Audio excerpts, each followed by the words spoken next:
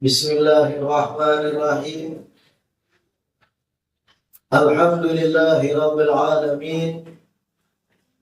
Wassalatu wassalamu ala sayyidil mursalin wa imamil muttaqin Sayyidina wa maulana Muhammadin wa ala alihi wa sahbihi ajma'in. Alhamdulillah, segala puji kembali dan selalu terhatur kehadirat Allah yang masih memanjangkan umur, melimpahkan kesehatan, keafiatan, kesempatan pada kita seberakaat, sehingga diperjumpakan lagi di majelis ilmu yang kita berharap mudah-mudahan duduknya kita di majelis ilmu ini bujur-bujur membawa kita kepada kebaikan-kebaikan, kepada keridhaan Allah, kepada ampunan Allah, keberkahan dunia dan terlebih di akhirat. Amin ya rabbal alamin. Malam hari ini kita memulai belajar kitab Khulasatu Akhlaq As-Salafis Shalih, yang dimana ujar ulun semalam kitab ini dirangkum dan disusun oleh Al-Habib Muhammad bin Ali Al-Aidarus atau dikenal dengan Habib Sa'ad di Tarim, salah seorang ulama di kota Tarim yang sudah wafat, yang mana beliau terkenal di Tarim itu banyak berisi karangan-karangan dan susunan kitab-kitab. Arti dari Khulasatu Akhlaqis Salafis Shalih, khulasah itu artinya intisari, rangkuman. Khulasatu Akhlaq As-Salafis Shalih, intisari atau rangkuman akhlak-akhlak, atau akhlak itu bisa diartikan perilaku-perilaku as-salafis shalih, para salaf saleh, yaitu generasi kaum shalihin yang dekat-dekat eranya dengan zaman Nabi kita Muhammad sallallahu alaihi wasallam. Jadi isi kitab ini menggambarkan kepada kita kayak apa perilaku para salaf saleh. Dan setiap akhlak yang kita baca itu kena ulun jabarkan mengambil dari kitab asalnya, yaitu Tanbihul Mughtarib karangan Imam Asy'arani. Karena kitab ini Khulasatu Akhlaq As-Salafis Shalih ringkasan dari kitab Tanbihul Mughtarib karangan Imam Asy'arani.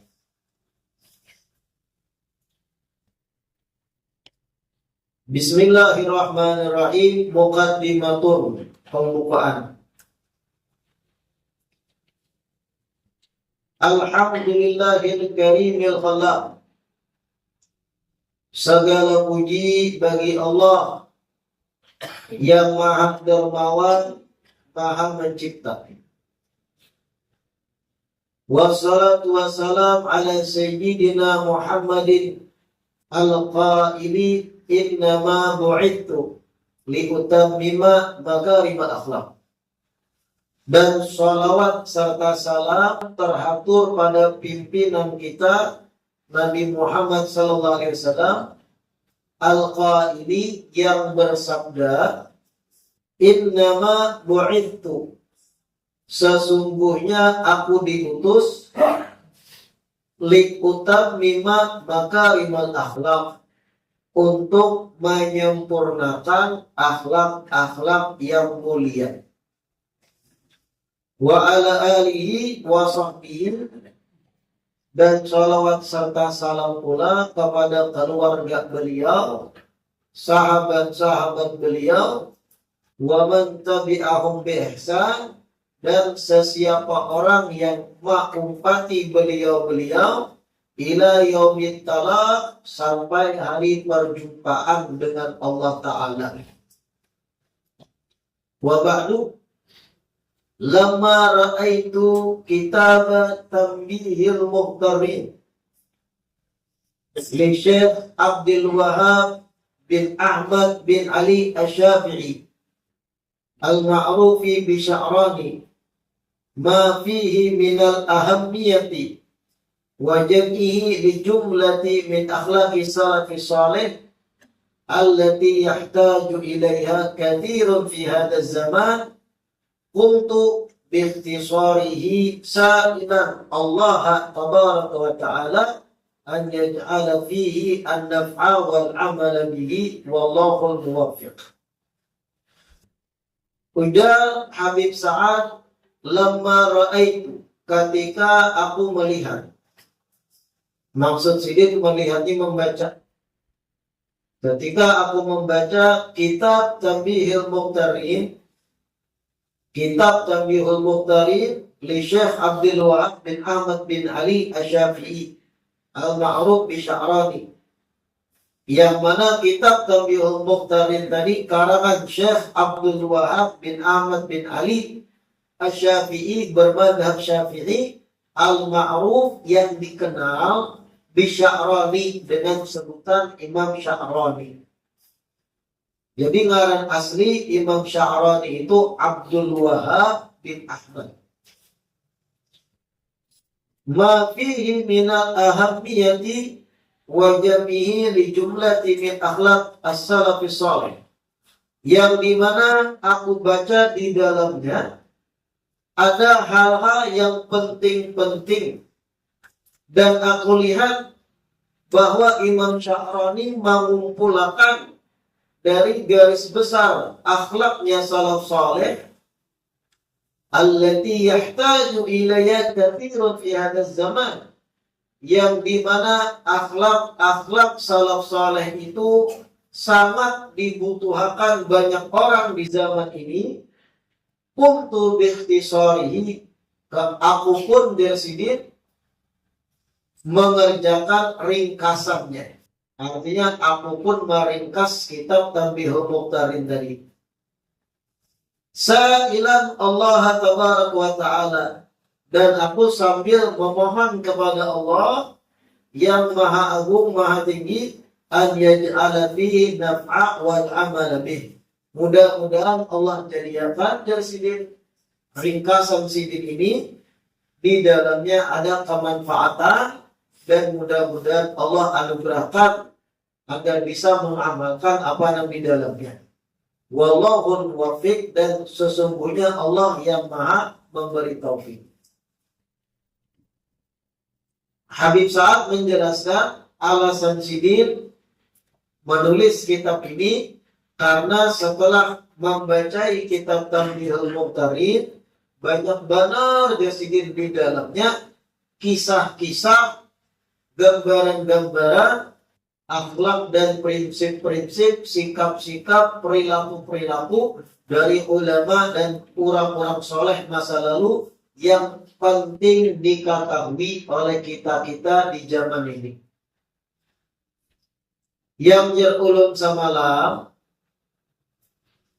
tujuannya supaya kita dapat perbandingan, supaya kita sampai pada titik sadar diri, membandingkan diri kita lawan mereka salaf soleh jauh benar.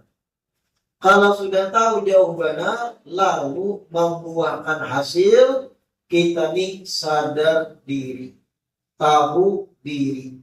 Rahimallahu ra'an ala faqadra nafsih. Allah Ta'ala sayang lawan hamba dan tahu diri, tahu batasannya apa. Lalu berbuah juga pengakuan, ya Allah kuluni ratik wara. Tapi pulang bukan berarti setelah sampai titik berucap ratik wara, lalu jadi ratik lalu. Ada sebagian ada kekuasaan, sudah hati dibakar hamlah. Jangan gitu. Pengakuan tadi, sadar diri, mendorong kita tetap istiqamah berbuat baik.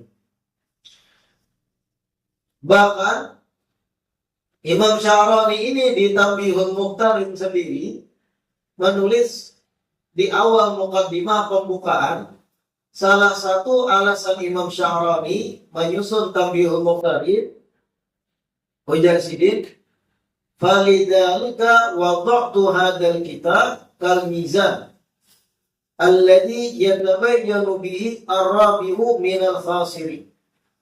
Oleh karena pentingnya mengetahui gambaran orang-orang soleh bahari, aku pun menyusun kitab ini jasinya. Aku menyusun kitab ini kal mizan, seperti neraca timbangan, menimbang-nimbang, mengetahui gambaran kita ini, namun mereka para solihin, orang-orang yang soleh bahari.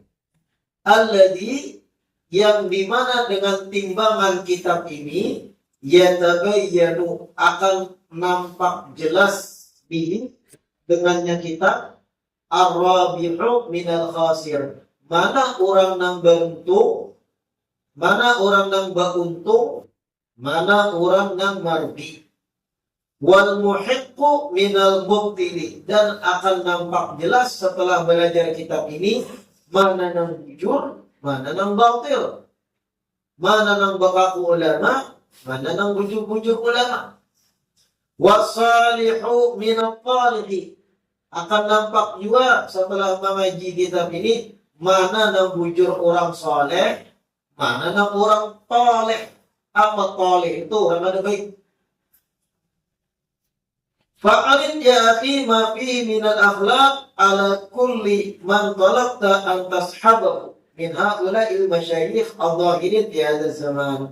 Maka timbang-timbanglah wahai saudaraku dari apa-apa yang kutulis seputar akhlak salaf soleh ini, timbang dan bandingkan dengan mereka-mereka yang akan engkau jadikan perpegangan dan panutan dari mereka-mereka yang mendudukkan diri sebagai masyayikh, guru-guru yang nampak di hadzal zaman, di zaman ini.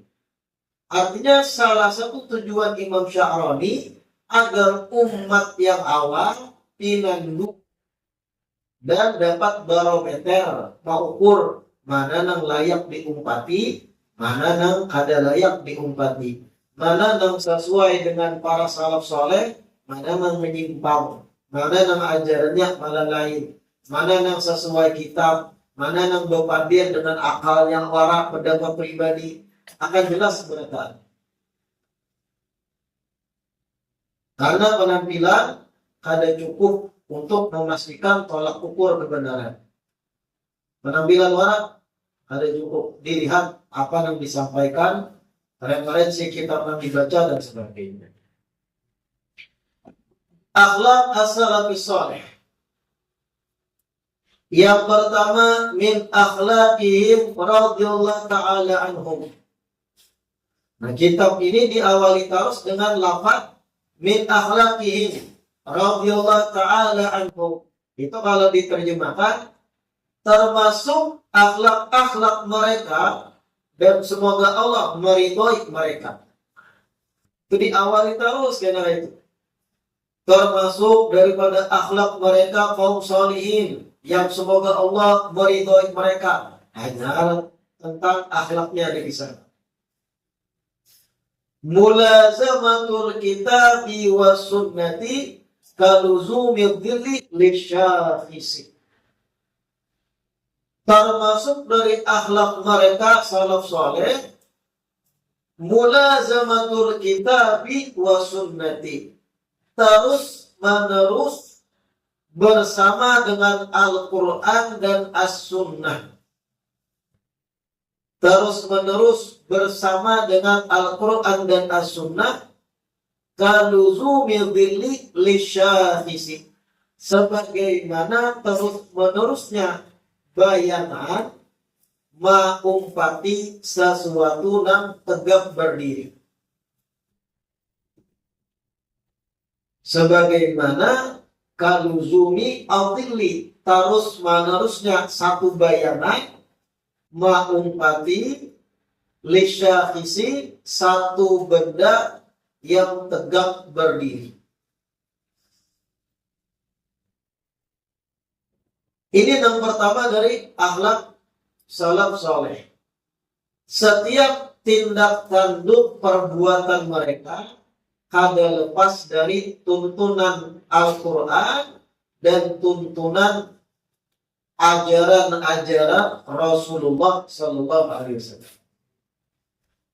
Dalam beramal ibadah khususnya, dalam berbuat kebaikan, dalam menggawi hal-hal yang sifatnya mendekatkan diri pada Allah Ta'ala, bahuan salaf soleh itu kada lepas dari tuntunan Al-Quran dan tuntunan Nabi, hadis-hadis Nabi. Artinya, ketika mendekatkan diri pada Allah Ta'ala, kada pakai kesimpulan pribadi, kada pakai hasil akal warak tanpa ditunjang penjelasan Quran dan hadis. Ulun beri contoh simpel kayak ini. Kita benar tahu puasa itu dimulai semenjak adzan subuh atau masuknya waktu fajar sampai maghrib, itu puasa. Kalau sudah masuk maghrib ada waktunya berbuka. Kan kayak itu aturan Al-Quran dan hadis. Kesimpulan dari Al-Quran dan hadis-hadis Nabi kayak itu. Yang disimpulkan dalam fikih kita, dalam madhab ulama fikih. Dimulai dari semenjak adzan subuh atau masuknya waktu fajar, terbitnya fajar, sampai maghrib. Dengan itu kita dapat pahala menggawi puasa. Lalu ketika sudah maghrib, anjuran dari Rasul apa? Percepat berbuka.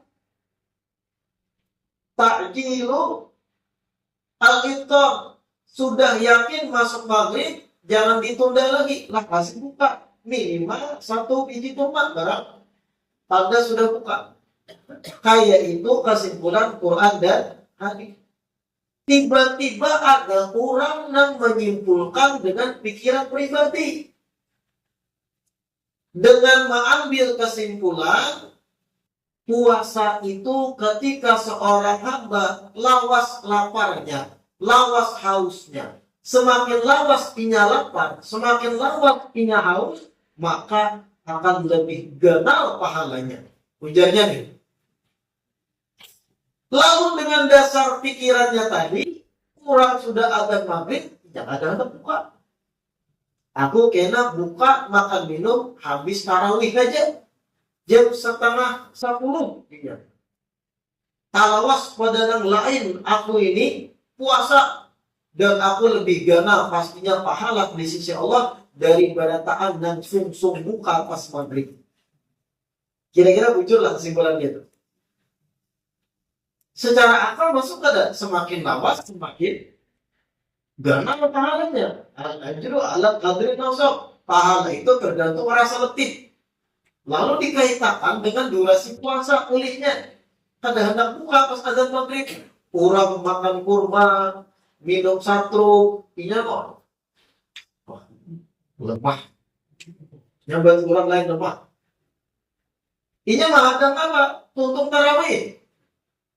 Jadi kadada makan, kadada minum bah maghrib sampai isya. Sembahyang isya tarawih terus witir, hanya boleh kalau makan minum. Allahumma lakas.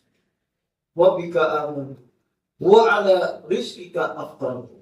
Lalu dalam hatinya beranggapan pahalaku lebih kenal dari yang lain. Kenapa? Talawas pada yang lain puasa. Ini pintar kada orang lain. Pintar kada?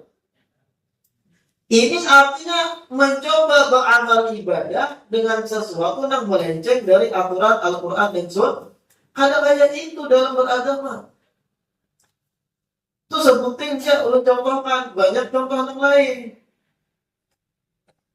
Nah kadang-kala kita ini ketika hendak beramal soleh, beribadah, pakai hasil pemikiran curang itu kadang-kala.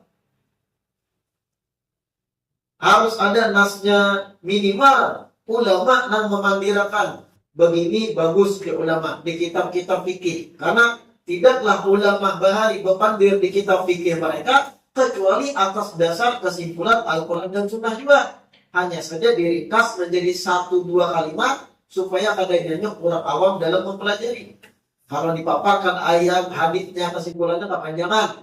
Ujar Imam Syafi'i begini sunnah, pakai ada apa? Ada ini ada. Ada surang, menyimpulkan surang. Semakin lawas aku puasa, maka semakin ganal pasti pahala tuh. Sekalian sahur aja makannya. Ada kayak itu. Justru orang yang ketika pasti maghrib sudah azan masuk, sunnahnya berfungsung balalakas langsung berbuka. Minimal sebiji korban. Mulazamatul kitab wa sunnah kalusumitil lisyafusi. Salaf saleh itu dalam tindak tanduk amal ibadahnya, takarrubnya mereka kepada Allah, kadang melenceng dari kesimpulan Al-Quran dan As-Sunnah. As-Sunnah di sini maksudnya tuntunan-tuntunan, papadahan-papadahan, anjuran-anjuran dari lidah mulia Rasulullah Sallallahu Alaihi Wasallam. Kadang-kala dalam beragama itu menyimpulkan surang kadang-kala. Makanya jar ulun tadi, jangan cepat menyimpulkan sesuatu karena penampilan luar. Terkadang ada seseorang bebulang, bagus penampilannya, bagaikan ulama besar. Berbicara sekalinya sekahandak hati. Menyimpulkan sesuatu sekahandak hati. Disurungi Al-Quran membaca tajujuk-jujuk. Nah tahulah tajujuk-jujuk. Ada tapi bisa. Disuruh membaca hadis Nabi dalam Sahih Al-Bukhari atau dalam Sahih Muslim, tak salah-salah. Dimintai penjelasan satu hadis kayak apa menjelaskan, membuka Google, cari terjemahnya. Tapi penampilan bagi ulama, kadang-kala itu, kadang-kala diperpegangi. Makanya dalam Tabi'ul Muqtarin, Imam Al-Junaid, Imam Sya'rani menukil dari Imam Al-Junaid. Imam Al-Junaid berkata, "Faman lam yaqra al-Qur'ana wa yahfaz as-sunnata." Faman lam yaqra al-Qur'ana wa yahfaz as-sunnata wa yafhamu ma'aniha la yasihhu al-iqtida bihi. Wa la yafhamu ma'aniha la yasihhu al-iqtida bihi. Ujar Imam Al-Junaid, siapa orang yang kada bisa membaca Al-Quran, kada bisa di sini kada mengerti Al-Quran dan kandungan dan tafsir-tafsirnya, dan inya kada mengetahui, kada menghafal atau kada mempelajari hadis-hadis Nabi, dan kada memahami makna-makna daripada kandungan hadis-hadis Nabi, penjelasannya kada ngerti. La yasihu al-iqtida'u bi, kada sah untuk diumpati orang semacam itu. Faman lam yaqra al-Qur'an, siapa orang yang kada bisa mengaji Al-Quran, atau lebih spesifik kada mengerti tafsir Quran, kada mengerti penjelasan ulama tafsir seputar ayat Quran. Wa yahfadis sunnah ay lam yahfadis sunnah, kada menghafal sunnah-sunnah atau hadis-hadis Nabi, kada ngerti hadis Nabi. Wa yafham ma'aniha, dan kada memahami penjelasan makna-makna hadis Nabi. La yasihhu al-iqtida'u bihi, kada sah kita mengumpati sidin di dalam beragama. Mohon maaf badal, di zaman maraknya media sosial, di TikTok dan yang lain. Kadang lu perhatikan malam tengah malam ada yang live TikTok. Penampilan bola, sorban hijau, mana bercelak mata sebenarnya. Jubah, ada tongkat disandarkan, kadang mereka. Lalu berpendar tentang agama. Mengisahkan ini, itu, ilmu, macam-macam. Yang mana bagi kami yang belajar bujur-bujur di pesantren, tahu pamandiran orang ini kada berdasar. Pamandiran orang ini kada dari kita. Bahkan bisa jadi dan kemungkinan besar kalau ditunjuki kitab buku ada mengerti. Tapi penampilan bagi ulama live TikTok. Jangan lupa tap-tap layarnya ya. Nah kayak ini bahaya nih Pak. Bahaya mana? Ada juga yang pakai bola, berpenampilan wah kayak ulama. Ditakuni orang awam kayak apa seseorang kalau bulan puasa, siang-siang bulan puasa, iya minum obat, bakal ada puasanya. Karena jar dokter wajib minum obat. Apa jawabannya? Silakan minum obat, puasanya kada batal, teruskan setelah minum obat. Bola hijau, penampilan wah. Kita orang kayak apa hukum orang darurat minum obat siang Ramadan. Kayak apa puasanya? Silakan minum obat. Habis tutup minum obat, teruskan puasanya sah. Saya kan Pak, kita sadar begitu. Tetap batal. Dan ada pembahasan kalau orang sakit, marid, boleh batal puasa. Tapi ketika wagas, kalau kayak itu nah bujur, ini ada batal puasanya, ada darurat. Teruskan habis itu puasa. Prihatin kami yang belajar-belajar. Melihat begini wanita tampil, tapi mengaji gak ada bisa.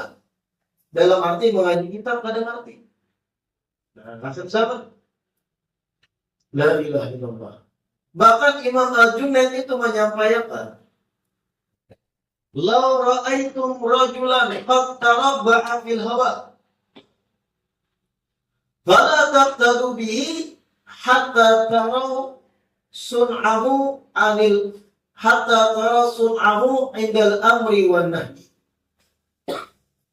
Ujar Imam Al-Junaid, "Lau ra'aitum rajulan qad tarabba'a fil hawa." Apabila kalian melihat ada seseorang bisa melayang di langit, di udara, hawa, terbang di udara, melayang gitu loh, biar melihat langsung orang tuh melayang di udara. Fala taqtadu bihi, jangan langsung biar anggap ia wali, lalu biar kumpati segala panggilannya. Fala taqtadu bihi, jangan langsung ikam berkudwah lawannya. Artinya dijadikan panutan langsung, jangan.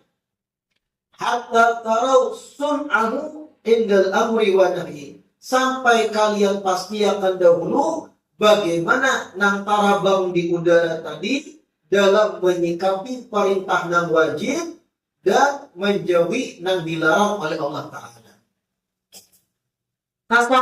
Kesaktian nang bahkan terbang di udara pun bukan berarti langsung disimpulkan wali layak diupati. Karena apa? Apalagi nang sekedar penampilan warak, nang tarabang aja jangan langsung diupati dari Imam Junaid. Tarabang loh. Bayangkan pian. Bayangkan seandainya di mata pian melihat, di muka pian orang berjubah potongan tarabang. Melayang di udara. Berjubah potongan pian, berbolang. Anggap pian melihat langsung. Kira-kira kayak apa tanggapan pian? Wah, wali sini, wali sini. Wah, pokoknya nih imam kalau diumpati deh. Kan kita kayak itu kan. Cepat menyimpulkan. Jadi Imam Junaid kadang kayak itu sih. Kesimpulannya kadang kayak itu. Fala taqtadu bihi, jangan langsung diumpati hatta tarau sun'ahu indal amri wa nahi. Sampai kita meniti dulu Hai, apa sih dia nang tarabang itu dalam kesehariannya, dalam menggawi nang wajib, nang fardu, dan kayak apa menjauhi nang haram. Kalau ternyata nang terbang di udara tadi, tiba-tiba setelah turun ke lantai, ke tanah, berjalan lawan binian-binian nang membuka aurat. Ketawaan lawan buat dia belain. Ada bujur dah. Jangan mati nang itu. Sewakor lawan buhan berbinian bakal jalan lawan binian bukan mahram. Jangan diumpati. Biar tadi ada kesaktian terabang di langit. Kayak itu. Saking luar biasanya ulama memberi ketegasan. Karena tolak ukurnya Alkitab wa As-Sunnah. Kayak apa seseorang itu memperpegangi aturan Al-Quran dan aturan ajaran dari sunnah-sunnah Nabi. Tarabang di langitnya pada langsung disimpulkan wali. Apalagi nang bebayang. Harap berpandir wala. Tentang ilmu A, ilmu B, ilmu ma'rifat, fana, filah, dan yang lain. Itu muncul ada pembahasannya dalam ilmu tasawuf. Masalahnya ikam nang berpandir sampai ke dalam situ. Belajar menuntung ada. Dengan ulama-ulama, sufi-sufi, dengan kitab-kitabnya lengkap. Bahkan lagi Imam Sya'rani menjelaskan, waqad dakhala alayya syakhsun minhum. Ada dari Imam Sya'rani pernah mendatangiku seseorang yang berpenampilan bagi ulama. Pakai jubah, pakai bolang, kemudian ada ekornya juga. Ada sufi itu ada ekornya dari bolongnya tadi berbuntut gitu. Fasara yaqubu bi ghairi ilmin wala dawqin fil fana wal baqa. Orang ini penampilannya luar biasa, berjubah, berbolong dan yang lain. Lalu tiba-tiba jadi Imam Sya'rani berpandir seputaran tentang ilmu. Yang mana yang dipandirkannya itu karena berdasar dari ilmu itu sendiri. Dan karena dognya di dalam pembahasan fana ini dan itu. Karena dasarnya lah berpandir jadi Imam Sya'rani. Wa ma'ahu jama'atun ya'taqidunahu. Tapi ada muridnya. Ada orang-orang yang berkeyakinan gurunya di wali, murid-muridnya ada. Fawa bani ayaman. Lalu orang tersebut mau pati aku dan Imam Sya'rani beberapa hari. Bebarak lawan Imam Sya'rani.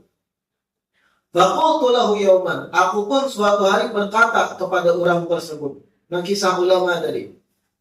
Akhbirni an syurutil wudu. Ya fulan, jadi Imam Sya'rani, berapa syarat-syarat sah wudu? Ini pertanyaan standar nih. Berapa syarat-syarat sah wudu? Wassalah. Dan berapa syarat-syarat sah sholat? Wa mahiyah. Dan kayak apa gambaran sholat yang bujur? Ini pertanyaan standar masalah fikih. Faqala li, lalu inya menjawab kepadaku, ana ma qara'tu fil ilmi syai'an. Aku kadang membaca ilmu-ilmu semacam ini sama sekali. Bahasanya tuh elegan. Aku kadang membaca yang kayak ini. Bapak dah ada tahu. Tapi bisa aku kadang membaca ilmu kayak ini. Faqultu lahu, lalu jadi Imam Sya'rani, aku pun berkata kepadanya, ya akhi, wahai saudaraku, inna tas'ihal ibadat ala zahiril kitab wa sunnah amrun wajibun bil ijma'. Sesungguhnya membujuri ibadah-ibadah sesuai dengan aturan Al-Quran dan Sunnah itu perkara wajib dan ijma' ulama sepakat itu wajib. Wa man lam yufarriq bainal wajib wal mandub wala bainal muharram wal makruh fa huwa jahil. Siapa orang dari Imam Sya'rani kadang-kadang membedakan mana nang wajib, mana nang sunnah. Kadang-kadang membedakan mana nang haram, mana nang makruh. Fa huwa jahil. Maka orang tersebut jahil, bodoh. Walau penampilan gaya ulama, bodoh ini tuh. Wal jahilu la yajuzul iqtida'u bihi. Dan orang yang jahil itu kadang kawan diupati. Jangan kisah-kisah berisi murid. Sasam kurang. Ditakuni berapa syarat sah wudu, menganggap. Lalu menjawab apa? Aku kadang mempelajari ilmu yang semacam ini. Lalu ilmu yang apa yang mempelajari? Kita tahu mana yang buka. Ujar Imam Syarani, kalau ini ada kawa membedakan mana yang wajib, mana yang sunnah, mana yang haram, mana yang makruh, maka ini tuh jahil, bodoh orang itu. Dan orang jahil la yajuzul iqtida'u bihi, kadang kawa dijadikan panutan, kadang kawa dijadikan imam, diumpati. La bin tariqil dhahir wala tariqil batin. Dari segi ilmu fikih kadang kawan diumpati, kadang kawan juga diumpati dari segi ilmu tasawuf, ilmu hati dan semacamnya. Fakharasa walam yarud dari jawaban. Lalu orang tersebut dari Imam Syarani diam, ada kawan menjawab lagi. Nah ini kejadian di zaman Imam Syarani. 400 tahun yang lewat sudah ada orang-orang yang pina mesti berpenampilan bagi ulama itu sudah ada mulai dari berpenampilan, berjubah, bertongkat, kadang berbolang sana kemari, pakai ciri khas sufi, ada buntutnya, bolangnya, berpandir ilmu A, ilmu B. Nah itu mahaya tahu ilmu dadaran, bukan hanya belajar berkitab lawan gurunya sampai hafal dari A sampai Z, kada comok-comokan mengambil. Lalu ada orang yang terpukau dengan lihainya berpandir, mau upati jadi muridnya.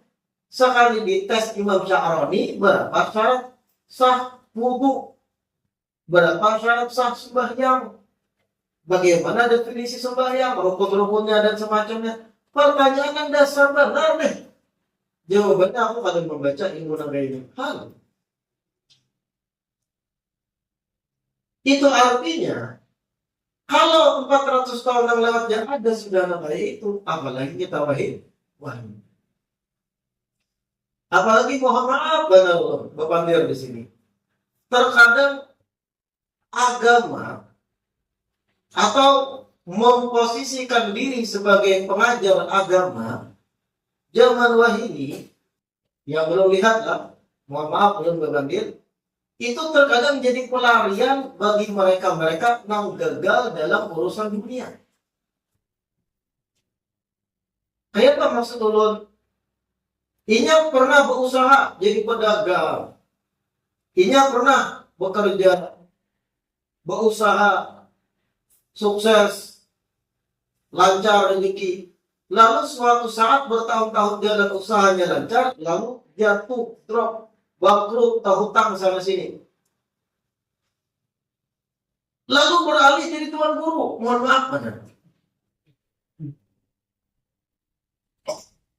Pindah dari kampung asalnya, hijrah ke daerah lain yang kada kenal lawannya, orang-orang yang kada tahu lawan riwayat hidupnya, pindahnya ke daerah lain, berganti arah jadi tuan guru. Karena dia berpikir ketika jadi tuan guru, mungkin orang berbalik. Nah, kayak ini pun terjadi di zaman ini. Jadi pelarian. Sekali ditakuni, ikan Muhammad Pian ini alumni mana? Mengarangkut kadang. Wah, aku pernah ditarik. Aku pernah dipapah. Padahal siapapun yang pernah menuntut ilmu ditarik, kada semua ketemu lah. Aku berapa masuk ditarik? Nah, bila belajar bisa di Yaman, di Mesir. Tapi ketika berpanggil dalam Quran, aku pernah di sini belajar. Karena ini kada asal dari daerah situ, ini daerah yang lain, di situnya bakal jadi pengusaha, lalu orang banyak tatabur. Pelarian gara-gara usaha dunia bangkrut, jadi tuan guru, ulama. Kesana kemari minta jadwal. Nah ini bahaya. Umat dan kasihan. Bukan kita memandiri ini karena iri. Kita diprihatin. Berpandir agama, disuruh kita mundur kada bisa, tapi berpenampilan bagaikan orang yang sudah mengerti bujur ilmu. Bahaya, orang awam manusia. Sedangkan ulama bahari salaf soleh kita baca, mulazamatul kitab wa sunnah kaluzumil syafi'i.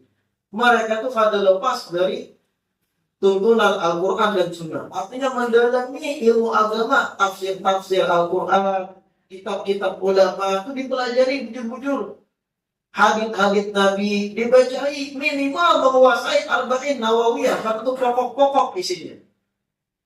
Hanya bisa dikatakan orang itu mengerti, itu pun harus menguasai bahasa Arabnya, teksnya, i'rabnya, nahwunya, kayak menjelaskannya, ini posisinya apa dalam ilmu nahwu. Hanya bisa dikatakan ini layak mubadir, ini nggak ada, mengerti nggak ada. Andalah mohon maaf kalau benci maulid, andalah kita maulid, pemuda maulid pun bagus gitu. Tapi itu terkadang menjadi topeng baginya menutupi kekurangan ilmunya. Kasihan umat. 400 tahun yang silam yang terjadi di zaman Imam Sya'rani yang orang-orang kayak ini, apalagi zaman ini. Tapi sekedar jadi mizan barometer kita. Jangan mudah mendudukan seseorang menjadi ulama yang buruk kalau kita kada tahu asal muasal sidin belajar di mana. Bagaimana kemampuan sidin menjabarkan kitab-kitab gundul. Bagaimana menjelaskan hukum A, hukum B. Apalagi kalau mengajari orang tanpa berkitab sama sekali. Bahaya. Lain kalau memang hafal, alim besar lah. Ini ada menghayatkan kesana kemari. Membaca hadis salah harokatnya. Kami telinga sudah tahu mendengar kalau orang membaca salah. Anggap disuarai tengah orang banyak kasihannya. Tapi kalau kami disuarakan umat, kasihan pulang. Abu Muli. Kan sama salah. Sebagaimana bidang nih, punya profesi. Lihai contohnya dalam bercocok tanam. Dia lihai dalam urusan menanam rambutan atau apa, menguasai puluhan tahun. Tiba-tiba melihat orang mengaku ahli bercocok tanam juga, beberapa menabur tanah, beberapa menanam bibitnya, komentarnya. Sedangkan orang berharap mudahan yang ditanam sini ini subur karena buahnya. Yang tahu caranya aja salah. Nah itu juga kami yang belajar melihat orang yang kadang ngerti, tapi gue bicara seakan alim, seakan profesional. Kalinya sakit. Bahkan dari Imam Junaid, jika melihat orang Karabau di udara, jangan langsung diumpati. Lihat dulu kayak apa pengetahuannya dengan Al-Quran dan Sunnah. Kayak apa yang mengajarkan yang wajib dan menjauhi yang haram. Hanya kalau disimpulkan, ini layak diumpati sini. Karabang itu di udara. Apalagi sekedar penampilan orang. Biar bolang nih di Shopee berduyau. Biar anak bolang kayak lo nih, cari di Shopee Imam Mahtari berduyau. Malam biar memesan dapat ording biasa.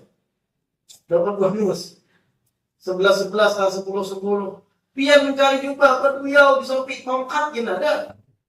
Celang banyak.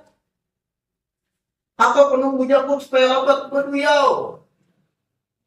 Tapi kalau ilmu, kadang-kadang dicari Shopee. Belajar talaki lawan guru-guru bersanad ilmu tuh. Penampilan bisa dirubah. Jangan penampilan yang tarabang yang ada kalau langsung diumpati. Apalagi penampilan lu luar aja. Nah ini mulazamatul kitab wa sunnah kaluzumi dili lisyafi'i. Terus bersama Al-Quran dan Sunnah sebagaimana terus menerusnya bayangan mengumpati benda tegak. Mudah-mudahan yang kita baca malam hari ini bermanfaat dan mudah-mudahan membuka cakrawala berpikir kita ada mudah. Bukan kita suudzon ketika melihat orang kayak itu, tapi kita dituntut kritis supaya ada salah mengumpati. Biar nih, Anda menukar mobil misal, pasti diteliti dulu berapa tahun dipakai, apa kerusakannya, pernah tabrakannya enggak. Itu urusan dunia, ini urusan akhirat, ilmu agama. Jangan beberapa